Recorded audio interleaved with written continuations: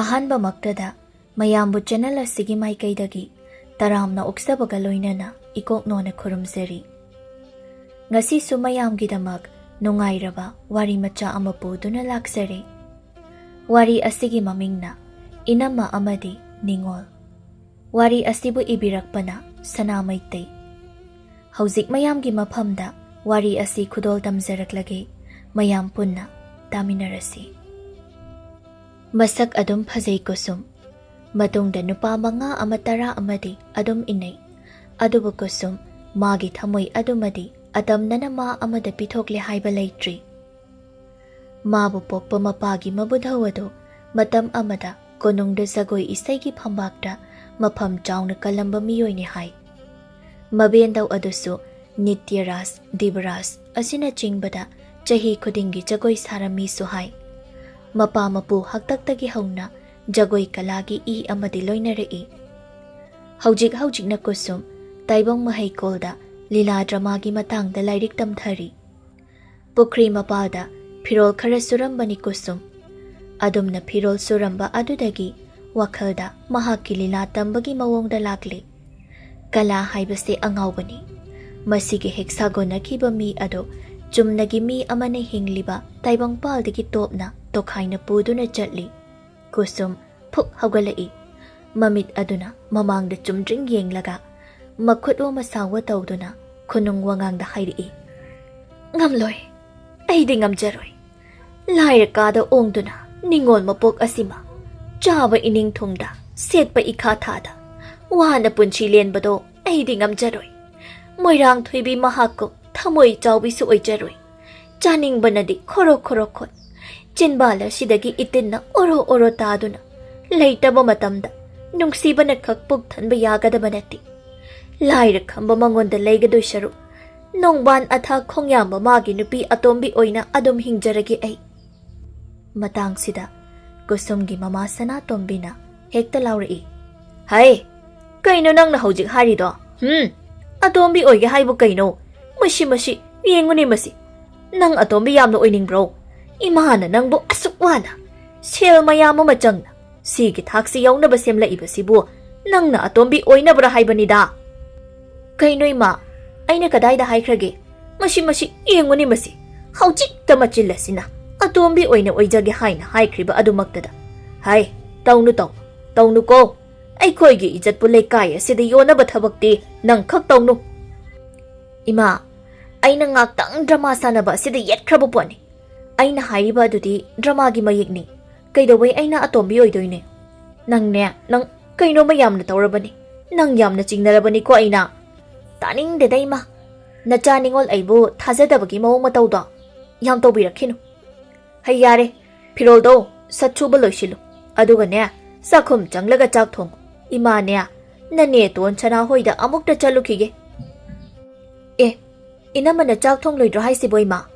ꯃꯁꯥ ꯉꯝꯗꯦ ꯈꯣꯠꯇꯦ ꯀꯥꯏꯅ ꯌꯥꯝꯅ ꯍꯥꯏꯕꯅꯤ꯫ ꯅꯪꯅ ꯑꯣꯏꯅ ꯊꯣꯡꯂꯣ꯫ ꯉꯝꯂꯣꯏꯕ, ꯃꯁꯥꯒ ꯌꯥꯝꯅ ꯉꯝꯂꯣꯏꯕ ꯃꯥ꯫ ꯉꯔꯥꯡ ꯅꯨꯃꯤꯠ ꯆꯨꯞꯄ ꯑꯃ ꯃꯄꯥꯝꯗ ꯆꯠꯂꯨꯔꯦ꯫ ꯅꯨꯃꯤꯠꯅ ꯄꯨꯡ ꯇꯥꯔꯦ ꯍꯥꯏꯕ ꯃꯇꯝ ꯑꯗꯨꯗ ꯌꯨꯝꯗ ꯍꯜꯂꯛꯂꯦ꯫ ꯆꯥꯛꯀ ꯆꯥꯅꯤꯡꯗ꯭ꯔꯦ ꯍꯥꯏꯗꯨꯅ ꯐꯃꯨꯡꯗ ꯑꯗꯨꯝ ꯍꯤꯞꯇꯨꯅ ꯂꯩꯈ꯭ꯔꯦ꯫ ꯊꯕꯛ ꯄꯨꯝꯅꯃꯛꯅ ꯑꯩꯅ ꯂꯣꯏꯅ ꯍꯣꯠꯅꯕ, ꯑꯗꯨꯒ ꯍꯧꯖꯤꯛꯅ ꯃꯁꯥ ꯉꯝꯗ꯭ꯔꯤꯕ꯫ ꯍꯣ ꯅꯥꯅꯤ ꯌꯥꯝꯅ꯫ ꯍꯩ, ꯅꯪ ꯑꯗꯨ ꯌꯧꯅ ꯎꯁꯤꯜꯂꯣ ꯍꯥꯏꯗꯦꯅꯦ꯫ ꯅꯪ ꯑꯉꯥꯡꯅꯤ꯫ ꯑꯉꯥꯡ ꯑꯃꯒꯤ ꯃꯇꯧꯒꯨꯝ ꯂꯩꯐꯝ ꯊꯣꯛꯄ ꯂꯩꯌꯨ꯫ ꯀꯩꯅꯣꯗ ꯏꯃꯥ, ꯅꯆꯥ ꯑꯩꯁꯦ ꯆꯍꯤ 24-25 ꯁꯨꯔꯕ ꯂꯩꯁꯥꯕꯤ ꯃꯄꯨꯡ ꯐꯥꯔꯕꯤ ꯅꯨꯄꯤꯅꯦ, ꯅꯨꯄꯤ꯫ ꯄꯨꯝꯅꯃꯛ ꯑꯁꯤꯒꯤ ꯑꯐ ꯐꯠꯇ ꯀꯔꯤꯅꯣ ꯍꯥꯏꯕ ꯑꯩ ꯂꯣꯏꯅ ꯈꯪꯉꯤ꯫ ꯏꯃꯥ, ꯏꯅꯝꯃꯒꯤ ꯃꯇꯧ ꯑꯁꯤꯃꯗꯤ ꯑꯩ ꯑꯃ ꯁꯨꯡꯌꯥ ꯍꯦꯛ ꯌꯥꯖꯅꯤꯡꯗꯦꯀꯣ꯫ ꯏꯃꯨꯡ ꯃꯅꯨꯡꯒꯤ ꯊꯕꯛ ꯑꯃꯠꯇ ꯃꯍꯥꯛꯅ ꯍꯟꯅ ꯌꯦꯡꯕ ꯅꯠꯇꯦ꯫ ꯏꯃꯥꯅ ꯈꯔ ꯃꯉꯣꯟꯗ ꯍꯥꯏꯕꯤꯌꯨ꯫ ꯅꯪ ꯃꯉꯥꯏꯔꯦ ꯂꯣꯏꯅ ꯈꯪꯂꯤꯁꯤ꯫ ꯇꯨꯃꯤꯟꯅ ꯂꯩꯌꯨ ꯅꯪ꯫ ꯍꯣ ꯄꯥꯜꯂꯨꯕꯅ ꯆꯤꯟ ꯑꯃ, ꯎꯔꯨꯕꯅ ꯄꯨꯝꯅꯃꯛ ꯑꯁꯤ꯫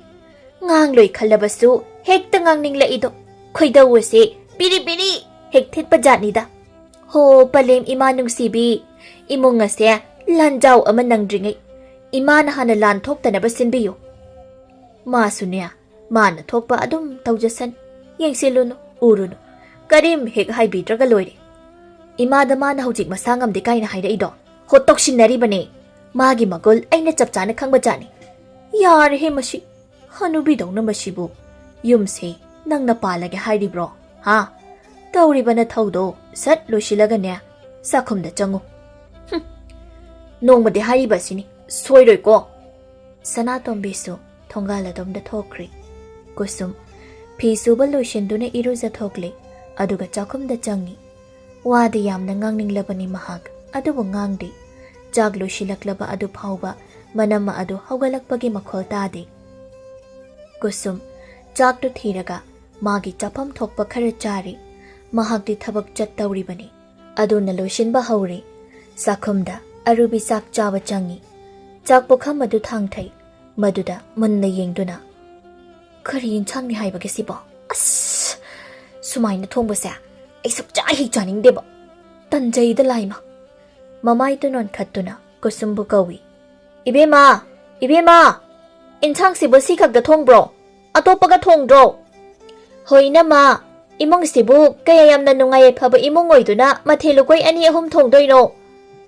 ꯁꯤꯒꯨꯝꯕ ꯏꯟꯁꯥꯡꯁꯦ ꯑꯩ ꯆꯥꯗꯦ ꯍꯥꯏꯕ ꯈꯪꯂꯤꯕ ꯅꯠꯇ꯭ꯔꯣ ꯑꯩꯅ ꯆꯥꯕ ꯏꯟꯁꯥꯡ ꯑꯃ ꯊꯣꯡꯕ ꯌꯥꯗ꯭ꯔꯣ ꯍꯣ ꯑꯩꯗꯤ ꯈꯪꯗꯤꯌꯦ ꯊꯕꯛꯂꯥ ꯌꯥꯝꯅ ꯆꯤꯜꯂꯤꯗ ꯏꯅꯝꯃ ꯆꯥꯛ ꯏꯟꯁꯥꯡ ꯑꯗꯨꯃꯗꯤ ꯑꯩꯅ ꯊꯣꯡꯕꯤꯔꯦꯗꯅ ꯌꯥꯅꯤ ꯌꯥꯅꯕ ꯑꯗꯨꯝ ꯍꯦꯛ ꯆꯥꯕꯤꯔꯣ ꯍꯦ ꯌꯥꯅꯤ ꯌꯥꯅꯕ ꯆꯥꯔꯣ ꯍꯥꯏꯗꯤ ꯀꯩꯅꯣ ꯑꯩꯅ ꯆꯥꯗꯕ ꯏꯟꯁꯥꯡ ꯑꯃ ꯊꯣꯡꯂꯒ ꯀꯃꯥꯏꯅ ꯑꯩꯅ ꯆꯥꯗꯧꯔꯤꯒꯦ ꯑꯩ ꯊꯕꯛ ꯊꯦꯡꯂꯦ ꯆꯥꯅꯤꯡꯂꯒ ꯆꯥꯔꯣ ꯆꯥꯅꯤꯡꯗ꯭ꯔꯒ ꯇꯣꯛꯑꯣ ꯍꯥꯏꯔꯒ ꯇꯧꯔꯤꯕ ꯃꯊꯧ ꯑꯗꯨꯗ ꯃꯃꯥꯏ ꯑꯣꯟꯁꯤꯟꯈ꯭ꯔꯦ ꯑꯔꯨꯕꯤ ꯃꯃꯤꯠꯇꯨꯅ ꯄꯨꯈꯝ ꯑꯗꯨꯗ ꯃꯨꯟꯅ ꯌꯦꯡꯂꯒ ꯃꯁꯤꯒꯤ ꯑꯉꯥꯡꯁꯦ ꯑꯩꯉꯣꯟꯗ ꯎꯁꯤꯠꯇꯕ ꯑꯃꯁꯨ ꯌꯥꯎꯔꯤ ꯁꯤꯕꯨ ꯀꯅꯥꯅ ꯆꯥꯅꯤ ꯍꯥꯏꯒꯦ ꯆꯥꯔꯣꯏꯗ ꯑꯩ ꯑꯁꯤ ꯍꯥꯏꯔꯒ ꯆꯥꯛ ꯄꯨꯈꯝꯗꯣ ꯃꯈꯨꯠꯇꯨꯅ ꯐꯠ ꯏꯟꯊꯣꯛꯏ ꯑꯗꯨꯒ ꯄ꯭ꯔꯞ ꯄ꯭ꯔꯞ ꯃꯄꯥꯗ ꯊꯣꯛꯏ ꯀꯨꯁꯨꯝꯒꯤ ꯀꯥꯗ ꯆꯪꯂꯒ ꯍꯥꯏ ꯑꯉꯥꯡ ꯅꯪꯅ ꯑꯗꯨꯛ ꯌꯥꯝꯅ ꯆꯤꯜꯀꯜꯂꯤꯕ ꯑꯗꯨꯕꯨ ꯀꯔꯤꯒꯤꯅꯣ ꯀꯨꯁꯨꯝ ꯃꯃꯤꯠꯇꯨ ꯐꯩꯅ ꯌꯦꯡꯊꯣꯔꯛꯏ ꯀꯩꯅꯣ ꯏꯅꯝꯃ ꯑꯗꯨꯛ ꯌꯥꯝꯅ ꯅꯆꯤꯜꯀꯜꯂꯤꯗꯣ ꯅꯆꯤꯜꯗ ꯊꯨꯒꯥꯏꯌꯨ ꯍꯥꯏꯕ꯭ꯔꯣ ꯅꯪ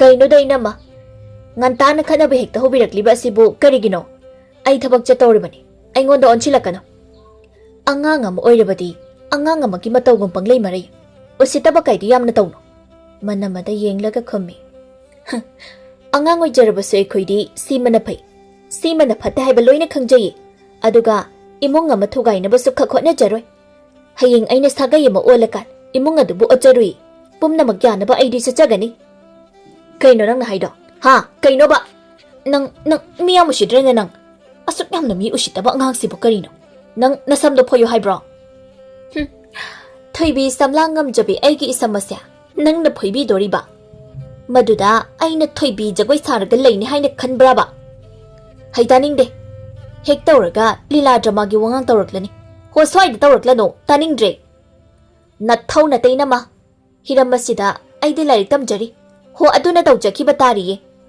ꯅꯣꯏ ꯗꯥꯁꯧꯗ ꯍꯥꯏꯗꯣꯛꯂꯒ ꯅꯅꯝꯃꯗꯣ ꯇꯠꯄ ꯃꯈꯩ ꯐꯨꯍꯟꯒꯦ ꯈꯪꯉꯣꯏꯗ꯭ꯔꯗꯣ ꯍꯣꯏ ꯅꯝꯃ ꯑꯣꯏꯅ ꯑꯗꯨꯝ ꯆꯩꯇꯨꯞ ꯆꯥꯅꯤ ꯍꯥꯏꯔꯒ ꯃꯄꯥꯗ ꯄ꯭ꯔꯞ ꯄ꯭ꯔꯞ ꯊꯣꯛꯈ꯭ꯔꯤ ꯑꯔꯨꯕꯤ ꯃꯈꯣꯏꯗꯧ ꯑꯗꯨ ꯊꯤꯠꯅ ꯂꯩꯍꯧꯏ ꯉꯥꯏꯍꯥꯛ ꯂꯩꯕꯒ ꯁꯅꯥꯇꯣꯝꯕꯤ ꯃꯌꯨꯝꯗ ꯍꯜꯂꯛꯏ ꯃꯆꯥꯅꯨꯄꯤꯕꯨ ꯍꯥꯟꯅ ꯀꯧꯏ ꯕꯦꯃꯥ ꯕꯦꯃꯥ ꯍꯥꯏ ꯅꯪꯕꯨ ꯇꯥꯕ꯭ꯔꯥ ꯆꯠꯈ꯭ꯔꯕ ꯖꯥꯠꯂꯅꯤ ꯃꯁꯤꯕꯣ ꯃꯆꯥꯅꯨꯄꯤꯒꯤ ꯀꯥꯗ ꯆꯪꯂꯒ ꯍꯥꯏꯐꯦꯠ ꯌꯦꯡꯉꯤ ꯂꯩꯔꯝꯗꯕ ꯑꯗꯨꯗ ꯆꯠꯂꯝꯕ ꯇꯥꯔꯦ ꯆꯥꯛꯀ ꯊꯣꯡꯂꯝꯕ ꯖꯥꯠꯂꯅꯤ ꯃꯁꯤꯕꯣ ꯆꯥꯛꯈꯨꯝꯗ ꯑꯃꯨꯛ ꯆꯪꯗꯨꯅ ꯆꯥꯛ ꯊꯣꯡꯂꯝꯕ꯭ꯔꯥ ꯍꯥꯏꯅ ꯌꯦꯡꯉꯤ ꯊꯣꯡꯗꯨꯅ ꯂꯩꯔꯝꯂꯦ ꯊꯣꯡꯗꯤ ꯊꯣꯡꯂꯝꯃꯤꯗꯅ ꯃꯁꯦ ꯑꯩꯁꯨ ꯆꯥꯛ ꯂꯥꯝꯂꯦ ꯇꯧꯔꯤꯁꯦ ꯈꯔ ꯍꯦꯛ ꯆꯥꯊꯣꯛꯄ ꯍꯥꯏꯗꯨꯅꯤ ꯀꯩꯅꯣ ꯁꯤꯗ ꯆꯥꯛꯂꯨꯛ ꯑꯃ ꯎꯞꯇꯨꯅ ꯂꯩꯔꯤꯕ ꯑꯁꯤꯅ ꯏꯆꯥꯒ ꯏꯃꯧꯒꯗꯨꯕꯨ ꯆꯥꯛꯀ ꯆꯥꯗ꯭ꯔꯤꯕ ꯖꯥꯠꯂꯥ ꯃꯈꯣꯏꯒꯤ ꯆꯥꯛ ꯁꯔꯨꯛ ꯂꯩꯔꯝꯕ ꯑꯗꯨꯗ ꯆꯥꯗ꯭ꯔꯦ ꯍꯥꯏꯕ ꯈꯪꯂꯗꯨꯅ ꯍꯣꯏ ꯏꯃꯧ ꯏꯕꯦꯝꯃ ꯅꯪꯕꯨ ꯆꯥꯛ ꯆꯥꯈꯤꯔꯣꯏꯗ꯭ꯔꯣ ꯂꯥꯛꯑꯣꯅꯦ ꯆꯥꯔꯁꯤ ꯈꯨꯝꯂꯛꯇꯦ ꯇꯥꯟꯖꯥ ꯑꯗꯨꯗ ꯃꯩꯗ ꯀꯔꯤꯒꯨꯝꯕ ꯑꯃ ꯂꯧꯕꯒꯤ ꯃꯅꯝ ꯑꯃ ꯁꯅꯥꯇꯣꯝꯕꯤꯅ ꯍꯦꯛ ꯅꯝꯂꯛꯏ ꯀꯔꯤ ꯃꯅꯝꯅꯣ ꯀꯔꯤ ꯃꯩ ꯊꯥꯕ ꯖꯥꯠꯅꯣꯅꯦ ꯍꯥꯏꯗꯨꯅ ꯃꯅꯤꯡ ꯊꯣꯡꯗꯣ ꯍꯥꯡꯗꯣꯛꯇꯨꯅ ꯃꯅꯤꯡ ꯑꯗꯣꯝꯗ ꯊꯣꯛꯏ ꯃꯅꯤꯡ ꯑꯗꯨꯗ ꯃꯃꯧ ꯅꯨꯄꯤꯅ ꯌꯦꯟ ꯑꯃ ꯆꯔꯨ ꯃꯩ ꯊꯥꯔꯒ ꯀꯟꯅ ꯂꯧꯔꯤꯕꯗꯨ ꯎꯏ ꯁꯅꯥꯇꯣꯝꯕꯤꯅ ꯍꯩ ꯀꯩꯅꯣꯅꯦ ꯅꯪꯅ ꯇꯧꯔꯤꯕ ꯑꯗꯨꯕꯣ ꯀꯩꯅꯣ ꯏꯃꯥ ꯌꯦꯟ ꯂꯧꯔꯤꯅꯤ ꯃꯅꯥꯛꯇ ꯆꯪꯁꯤꯜꯂꯒ ꯀꯗꯥꯏꯗꯒꯤ ꯌꯦꯟꯅꯣ ꯅꯪꯗꯤ ꯁꯤꯗꯤ ꯀꯩꯅꯣ ꯑꯩꯈꯣꯏꯒꯤ ꯌꯦꯟ ꯂꯩꯔꯤꯕꯁꯤꯗꯤ ꯑꯃ ꯈꯜꯂꯒ ꯍꯥꯠꯇꯣꯛꯄꯅꯦ ꯑꯩꯅ ꯀꯔꯝꯅ ꯌꯦꯟ ꯍꯥꯠꯂꯤꯕ ꯅꯠꯇꯦ ꯅꯪꯒꯤ ꯁꯤꯕꯨ ꯅꯆꯟꯅꯨꯄꯤꯒꯤ ꯌꯦꯟꯗꯨꯔꯅꯦ ꯑꯃꯨꯕꯤꯗꯨꯔꯕ ꯍꯩꯃꯥ ꯑꯣꯏꯔ ꯃꯥꯜꯂꯤꯅꯦꯍꯦ matu amubani sida tare. Hoi ma, mani. Hai, nang bushi hani kaina, nachal nupi da hana hai lakbranya. Kaino day ma, ay na si machaning laba asida, mangonda mugyabra yadabra hai na hangki tari niya. Ho ay na chaning bagini si hatok lisi. Kamay na tog niya. Horen ma halaglaga sohida na lanta ba tari. Ma na luna chan na yok jaba yen ni siya. Ima, yen hai siya, miyoy bagi chinjang ni. Si haujik jaba yaraba, chaning ni hai duna chagi tog bani. Sibu kari kai ke. Nachal nupi na luna tog ba yen ni hai bani niya. Ho luna tog gera, thi na tog gera. Chaning bagi hatladi, hatle. Ay di si cha tog ri. Masi ngoni masi. Horen niya, nasamdo, maray na poijarasan. Ay di niya, kamloy da bani. Ima, kay gino. Ima na matampum na magda na chanupi gimi chagda samjang biri basi ba? Ay asibu kanano. Ay siya, yung masigi minatra bro. Mauga ningol ka dama na bam ying mangam daba. Tau na ima. Adum na yam na tau rabadi ima gyap habak kag oiroy. Mit ying ma na daba haidi kaino. Ha? Nang namidar sugayo ra. Hota ning driyari chatpi kro. Na chanupi do, miyam na usite. Ay ngondi yam na usite ba ma? Adu na taway ni yen na siya. Ay na hat ki hay na haliban. Chagi yaw na chadaw riban ay na. Sida ka na ingon da wa machet amatang ngang bangam bagi hay ba do. Ying na batari da na. Hay chingan bi. Na chilla do na kan na kaliba. Kalingay mathak adu da. Na childo thiba masu yawi niya. Nati. Nang bunga saidi ay ngonda na sangam de hay na hay ki baday niya. Adu ka haujik na kay daw raba. Ho pakre. Isangam da ba do. Paki bagi ahawi inchang ama chaning lakba. Yen siya. Chagi hay do na hekta haliba. Sway da wayam ngang birak lanoy ma. Ay tabak tong phong kang de. Hay riba sini. Horen law naragladi ay di sukhang kamloy ko. Ay ngonda ka henda henchilo. Pai riba thanga sina thillaga hat ka dabani. Noy ni hekta usitaba yaba miro ay bo. Chagi yaw na chadori bani ay gisi. Sana tombi. Wa makha taramdana imung da changki. Arubina yena do makha ta na semli. Mahak na phajana thongli. Aduna hauna matante hek chathok lammi. Mathangi ayuk ni. Ayuk haibo adum ngalli. Kusum magi haunabi ayuk aduda tawba haurakli. Pi ahan ba amana lengjumdagi kotlaga makhwang aduda koini yetchilli. Aduga phanek ahan ba amasu setli. Mana setli ba illiba pi phanek adu manamagi upudagi mahak na lawthokpani. Mangol aduda mahak na mawong mataw tawduna hairi. Ibong ton. Nanaw laibak chawbi aidi. Panthaw apokpa magi chinggoy yathangya. Thabum ahum chupna. Kabo padang khongda minay sakna layba tari. Kuman nang na thoibi ay gitamak. Samu khongnet na duna. Moirang khoiri kaithelda. Ahing nongyay aduda. Nunggay chigay mathakta. Siba machet khangna. Ningol isum langki. Awa chayna khangkiba adugo. Ningol oibi aiso. Kuman nang gitamak. Nungsi chayna khangjaki. Kabo mi chakcha.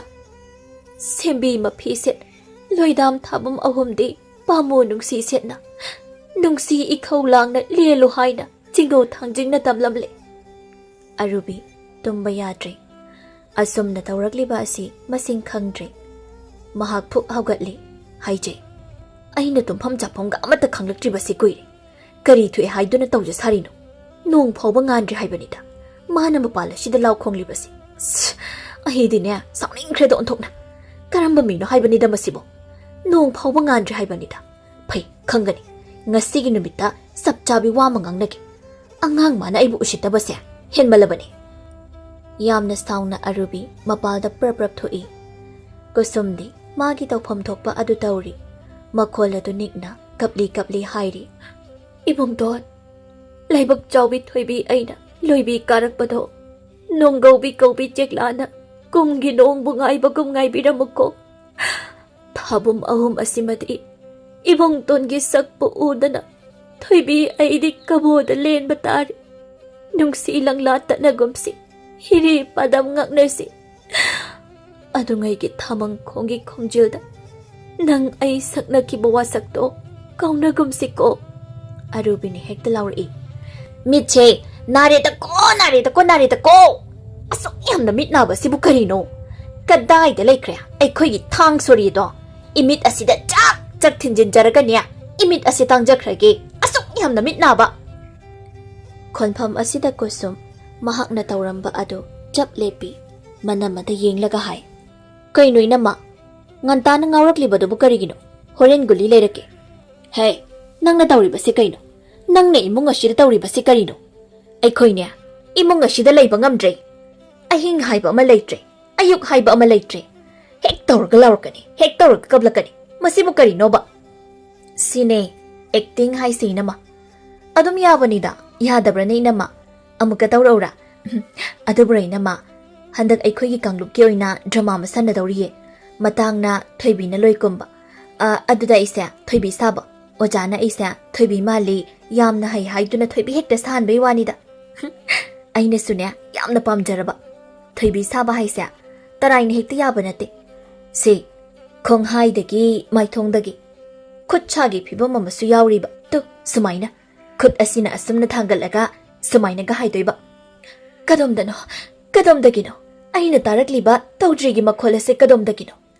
Tawdrigi makhol asibu taruraga lamdam tamna lehauraba thamoigi chekla oiba ibong ton mabu hena ningsinglai. He sawanglai nangna ningolgi pukningbu langtakna hange haiduna langtaknaribrane. Arubina ho tajaningdre kanana taningni yengningni haiduna tawjas harino asuk yamna mai chanadaba. Hai nang yum masida leige haibra leiro haibra ha yum masida leige haiba tarabadi tumina lei makha tana sumna tawrakanu. Enamma se aibu yum masidagi tankhige asiraba nate Enamma na aibu yum masidagi tanba ngamdoribra. Ngamni hairadi talone se talo nangdum oina nangak samado paiduna tankhini. Kayada thakha naidriba ngang ni yengoni mase asuk yamna machok mapak naidaba. Hoi bema nayum gapalabasu nang chanaroi ko song chan hek chanaroi. Enamma di yam chanai ko yum sida mau oiduna lairibase yamna chanaiba. Chak charama thongba tanbagi nasinaba nangnasu. He ngang nang nachiladu kaigira nang nachiladu thugayuraba. Asi haiduna kusumgi manakta sangshilli. Hanna yenglubada kusumna masada yechiliba phi seliba phanek adu hek ui. Mamit adu langthoktuna hai. Kaino nang tawribase karino ha nangna iliba phido aigi natra phanek asisu aigi natra. Kusumna masadu koirei leiduna yengo munna hekta yengo kanagi mange haido yengo masi aigi phi phanekni aina masak munda khang. He ngang nangna yamna usitre nang aibi yamna usitre ba nangonda kanana aigi ayaba yaudana aigi phi phanek se setlo haige aina upuda thamba sibu hekta lawthoklaga setlaga leirameba. He huranbi nangdi yamna ngamina asuk yamna ngamba huranbi yamna haidorine. Huranbi haigera hairoira setlade setle nang kaidoge haino aingonda setpadi Enamma phajaramnida amukti yengoni munna yengoba phajadraba. Nang tasingna ingonda haure ha nang tasingna ingonda hauriba kanana nangonda lawthoklaga setlo haige. Set tawri set ke haiduna setlibani nang kaidoge haino sita sunate makha tana Enammagi upudagi aina lawthokningba phi phanik lawthoklaga setningba mongda se tawri mapa kanana modolei chindawri. Adu oidi nasamdo khutang yelaga haiba taridana angang nangna ibu hekta usitaba yabra.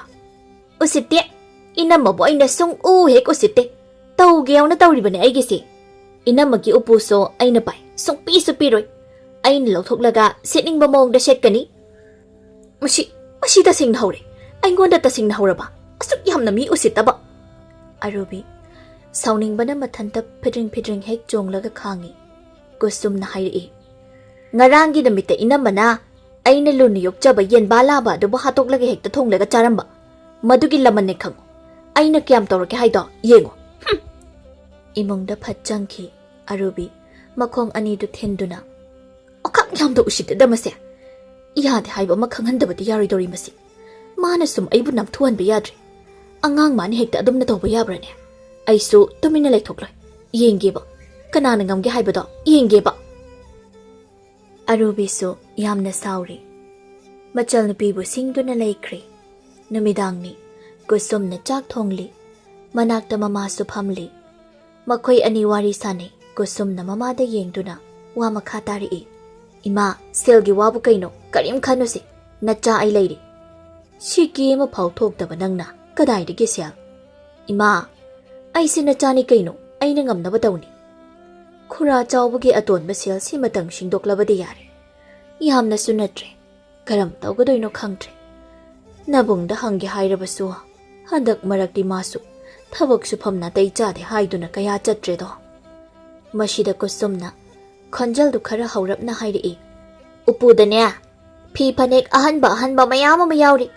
Ahanba nina, yon bada sotom sitkani. Asi kok tarakon yon tokpada, imana pamli basela dudi, line upang nida. Ha, kari haiba. Upu the yauriba pipanek say, yon bayaba makayon toki, aduga sel mayama pangni, kaisuanu daima. Pamung the ladiba arubi, Machal nupina haujik haiki bawa pamado, mahak mayek sing natai, mahak hena sawi.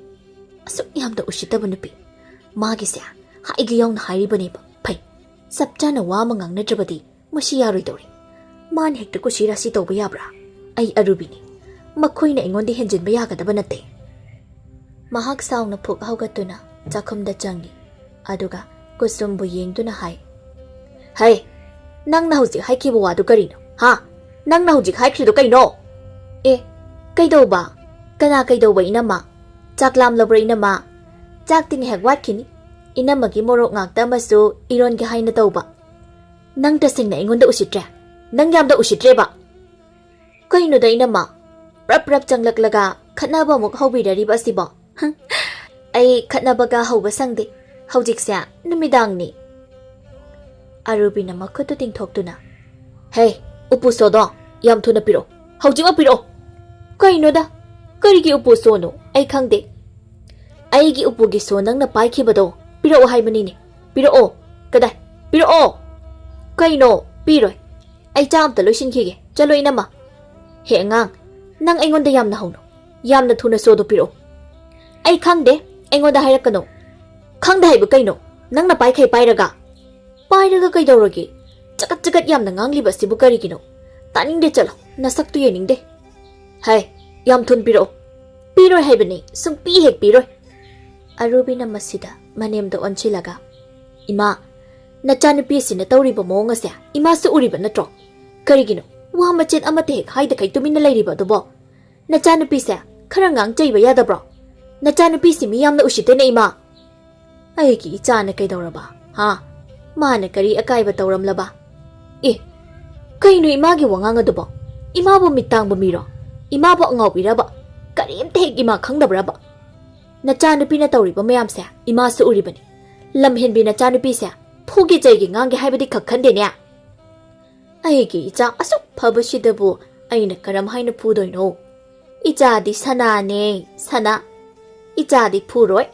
Aigi icha di niya, sung phu hek phuroi. Oh, lamhin bi nachanupi sibu, yam na kankhakibai wani niya. Imana lamhin bina chanupi siya, phuroi hairabanina, aina oina phuba taridana. Adudi, mana ibu sitriba siya, kaya di yamle, ay yengi haini yenglibani, ay khangyaw na khanglibani. Adubo ay ngasidi pathaba ngamdri, masam khara hauriba siya, shitnana phoidat patari. Kushumna, Enamma gina samdo oina phoini ko, swai di yam na langno, yam taningde ko. Angang nang na asuk usitaba, nang tadi phuni ko nang. Ho ngamni hairadi phu haini ni ay di. Asuk yam na machil kalaba. Asuk yam na usitaba sida ay na karigito minalayba no. Masya, phoidadi phoigi he ay. Asi haiduna, kusumgi manakta makhongdu thak thangjilaga, hekta masamphoi. Kusumso, mana helhanba yade haibagi matagum, masamphoi. Sanatombi na hai. Phoino. Kanana ngamgi haidu yeng na thu. Ay haira, khambagi dai laite. Phoino. Kusum na oina manamagi masamado, hena phoikri. Ngay haki matungni, kusumgi mapuroiba wangthoiso, mayumda halai. Makoigi kada hana changi. Arubina, pamungda chap yung na pamduna layribado ui. Mahak na hai. Ngasidi patchana thengdokri dawrisi. Idaw kamoyduna pharag hektari ngayda. Nakoy loy na chak chanarabra. Hairaga mapi hongdoi. Magi nupina, hoy mai kari sukumda. Sapting na adum pamduna layba aduda, munna yenglaga. Ay na hangisa nangonda nini. Chakloy na chanarabra haiba. Kurinani masibo. Hey Ruby, kaidorage nangbo. Nahan kaide ay halakpaga ngaida kay hekta tumlaga layramani. Ngasi nang na phamung da chap yung na phamdun na layramni ba sibu karigino. Nangbo narol thoktabro kaino. Arubi na kumlai. Ay bahayang mag-ipam da tinbiyo. Ha, kari hay ba? Ay bahayang mag-ipam da tingadaba ni. Ay mapam asida makata na layba ngamlaroy. Ay dasing ni yung masida laygadaba kiri. Ay ba ipam da tilo. Karino ni nang nahari ba dubo? Karigi nang na napam da chaning liba. Tabang na tabag yamla kanchida. Holay janing diye na koygi yung masida. Makata na isya yung masida layba tarabati tawaya si tawa tari. Tawaya si mangdringay da ay ba ipam da tinbiyo hay ba? Maramdo sing na ingon da hana kangalu kay doge. Makoy ta chawbo mitang ba miro. Makoy ta chawbo karim te khang da ba ngaw ba miro. Yung masida Enamma Amadi na chal nupi ani na manaraga ingon da tawri ba mo matong mayam sa nang karim ta khang da bra ba. Ngasi su makoy ani manaraga ay ba tapta ba makay puri ba ne puri ba. Ha, nang bu makoy na puri ba. Ho puri ba ne. Na chal nupi taw ngambi asina isam sa phoi ki ba gi hojik su ne ay chik pa na loy ba chani. Hingchabi ta hingchabi ni. Yung masida ay gimi chang kanasu laytre. Ay yung masida lay ba tasing nakiri. Ano na ay ba tinbiro. Kari wahaw dagi kanari ba na koy dia. Ho yam na pate. Mama macha makoy ni chab hing mane. Makoy na kalibo ay siya. Makoy ani chang do na wat piya ba makay olaga. Yung masida gi ingak asya. Pahay do na tantok higasini. Makoy ani bo ay nalim na di kag thari da ba ni. Hoy si. Ay ne. Moy da pachana haige. Hoy hay ba kaino. Sibu phagiro. Makoy ta chong na nupa thok na ay gimi chang chang mi ba su nate. Hawjik se numidang ni. Wayam na ngang naroy si. Nate nang bu chaka chara bro. Ay chak lami. Charoy hay na tawram ba ni. Kang lam lamagta na kara chari. Kaim kalurano. Phazana potharo yari. Ay chak amagta charuge. Hayram do na thoki. Arubi na hayjay. Nupa ni na tawri siya. Ay gimi chang da chang laga wanganga da ba nate. Pangira singlira. Ay wakal ka amata tadre. Khoy dawa siya. Antok na sauning dawri da. Mama macha makoy ani chang laga ay bi hekta phuba. Phai hay sini. Na khoy ani gi manungda amana traga amadi masam phoiram kini. Aduga ay ipam da chatuna laikhraba su laikhragi. Ayam na pende. Arubi mabuk ning da singnaba ama yauna. Mama macha makoy ani gi manungda amatang oisu phuram ge haina chap yung na khalli. Aduna matang chaba tanja mamahak na ngairi. Nong magi ayuk ni. Kusum yahawngan na hawgatuna imunggi thabak khara tawri. Sanatombi na hay. Thabak to yarin he. Nanggi chatnaba adu oina thawrang tawro. Thawrang hay bai ma. Phi phane khara hapla yari. Hay, phazana tawko. Nahan khay nang natam luriba mayam do. Amat takawdan. Mayam mamang do utpa ngambu oyu koy be ma. Hoy ma. Ima su yeng bu yawradi phado bani. Ima siya. Isa khara nungay tiyan na taw bani ni. Matung de hek yeng ba haydun. Phi phanek haydo yom siluro yare. Hoy ma. Kusum manamagi kada satchangi. Aduga layribu upudo hangdoktuna.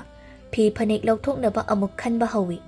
Arubi tumlamba adu phuk hawgatuna khanglaw lawi. He ngang.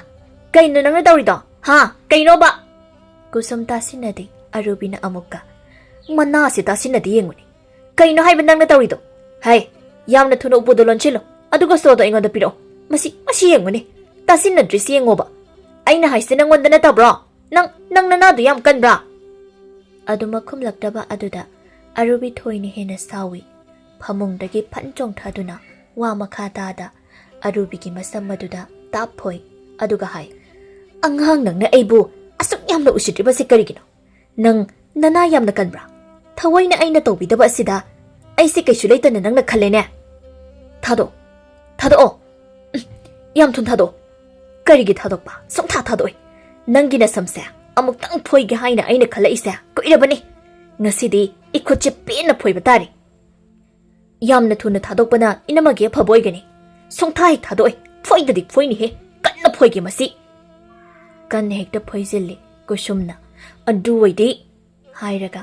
Mana ngamba mawongda. Makhutu thoklay theklaga. Manamagi makhut ani da paidun hekta lay thei. Adum na tawrakpa aduda Arubi naba na loy. Hoy ma.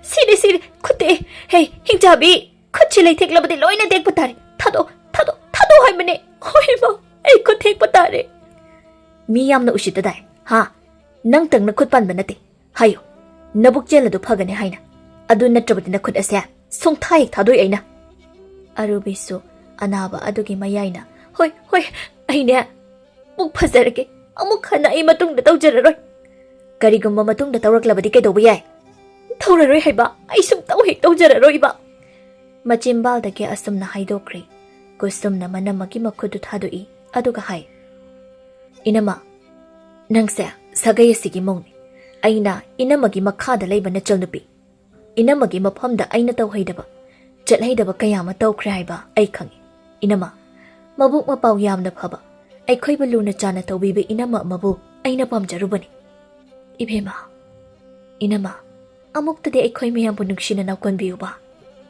अइ ngasiदी वाखल तारे अइ वाखल तारे ने इबेमा इनमा नचलना सोइखिबा लानखिबा पुमनमा अपंगबा नचलनि खना ngakpiyuko इचलना करिगी सोइगनी पुमनमक असिगी हौरकफमदि अइनि अइना फटलुदबगिनी इनमा थोंजिल्लदुदा सनातोंबी लेप्तुना येंगदुना लैरम्मी माना मखोइदे येंगलगा असुमना हाइरई असिगुम्बा कोरौ नोंचादी ओइरक्कनि निंगलुदे मंगलांदा फाउ हा निंगथौ तु काउबा कौमन्नसु काउइदा अइना ngasi उरिबा सक्तमसे मपोक असिमगी ओइना अदुमक उजगेको इमा